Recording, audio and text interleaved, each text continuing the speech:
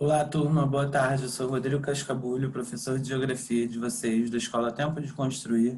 E hoje a gente vai falar um pouquinho do nono ano, a gente vai falar um pouquinho sobre África. A gente vai apresentar a África como ela é. Vou compartilhar a tela aqui para a gente poder começar a nossa aula, tudo bem? Bom, vamos lá, né? A gente vai falar na página 285 sobre África. Aqui a gente tem na página 296 os aspectos físicos e localização. A área do continente africano é da ordem de 30,3 milhões de quilômetros quadrados, uma compacta e maciça porção de terra abrangendo um quarto de toda a superfície emersa do globo. A África é cortada ao meio pelo Equador, fazendo com que seu território seja igualmente distribuído entre os hemisférios sul e norte, apresentando as imagens climobotânicas similares nas duas partes do continente. Cerca de 80% do seu território se localiza na zona intertropical, pois os trópicos de Capricórnio percorrem suas áreas meridionais e o de Câncer atravessa a porção setentrional. A África também é atravessada pelo meridiano de Greenwich, ficando a maior parte do seu território no hemisfério oriental, e só uma pequena porção no hemisfério ocidental. O centro geográfico da sua superfície terrestre localiza-se no litoral ocidental da África, pois aí se dá o cruzamento do Equador, latitude zero, com o meridiano de Greenwich, que é a longitude zero. Bom, aqui a gente tem os aspectos físicos, né, da África e a sua localização. A gente tem em grande destaque aí, né, os com mais de 1.000 metros de altitude, que é o Planalto da Etiópia, né, e a gente tem as grandes baixadas, como o deserto do Saara, né, que é bem conhecido. Bom, ainda falando de aspectos físicos e localização, no seu relevo predominam terrenos de formações geológicas antigas, bem parecido com o Brasil.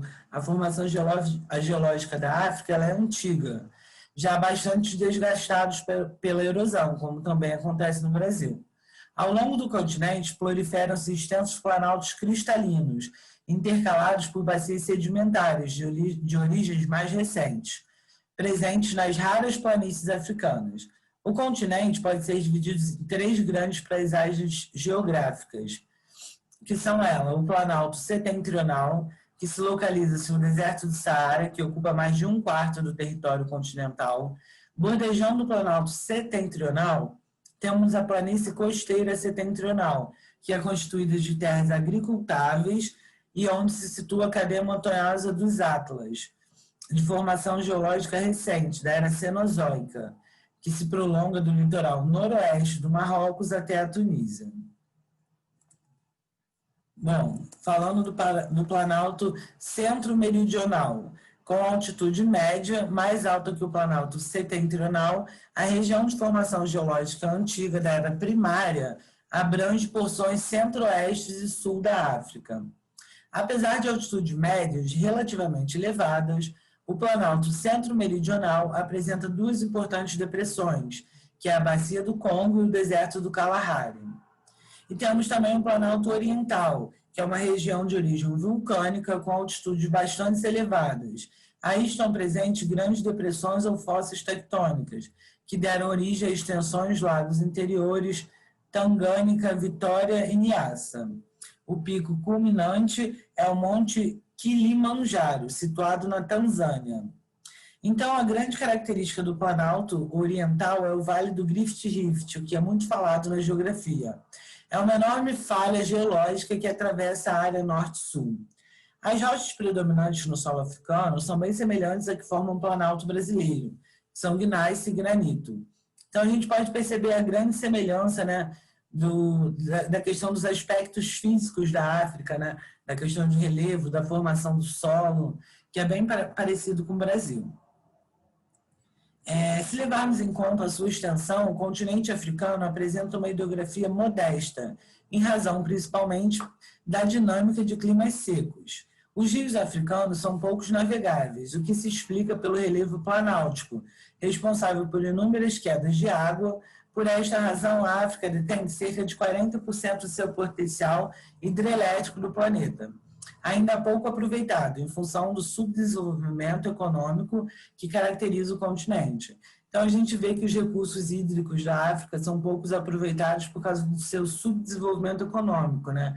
Se fosse mais desenvolvido economicamente, não faltaria água para todos. Bom, aqui a gente tem, né, um mapa falando da hidrografia, né, que mostra que a África é cercada pelo Mar Mediterrâneo, Mar Vermelho, Oceano Índico e o Oceano Atlântico. Tem os principais rios, né, que é o Rio do Congo, o Rio Orange, o Lago da Tangânica, o Lago Vitória, né, o Nilo Branco. Então, a gente pode observar a disponibilidade hidrográfica, né, de água que contém na África. Os principais rios. O Rio Nilo, que é o principal rio africano, o terceiro do mundo de extensão, nasce no Lago Vitória, na África Equatorial, e com o nome de Nilo Branco, no Sudão, encontra-se com o Nilo Azul, que nasce no Planalto da Etiópia.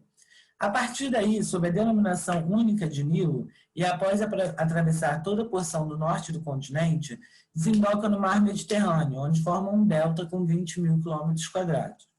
O Rio do Congo nasce no sul do Eixari, percorre 4.400 quilômetros da região equatorial do continente, desembocando no Oceano Atlântico. Trata do segundo maior rio em volume de água, com vazão inferior somente ao rio Amazonas.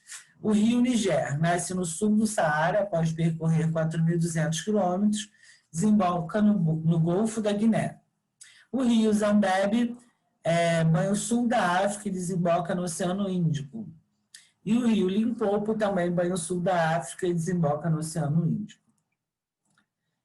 Os principais lagos, né, a sua localização e origem, são situados na porção oriental do continente, gerados por movimentações tectônicas.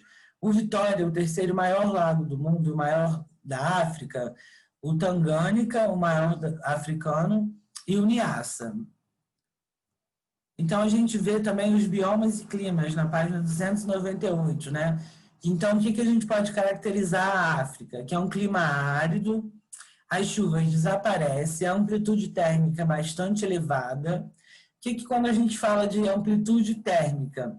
É que essa temperatura ela pode variar muito durante o dia quanto à noite, né? Como aqui a gente tem um exemplo, a temperatura de 50 graus durante o dia e 0 graus durante a noite, né? Principalmente no deserto, a amplitude térmica é muito grande. Bom, a gente de florestas, a gente vai ter a floresta equatorial, a floresta das savanas, que é muito conhecida, os estepes, a vegetação desértica e a vegetação de altitude, né? Que a gente encontra nos biomas da África. Bom, gente, a nossa aula terminou aqui hoje. Na próxima aula a gente continua falando mais da África. Esse foi um panorama mais aberto, né, para a gente poder compreender mais um pouco de como é esse território, de como é a formação do território. Depois a gente vai estudar mais de como é composto esse território, a cultura e todas essas questões que englobam o território, economia. Agora foi só uma apresentação do território, tá bom? Boa tarde para vocês e bom estudo.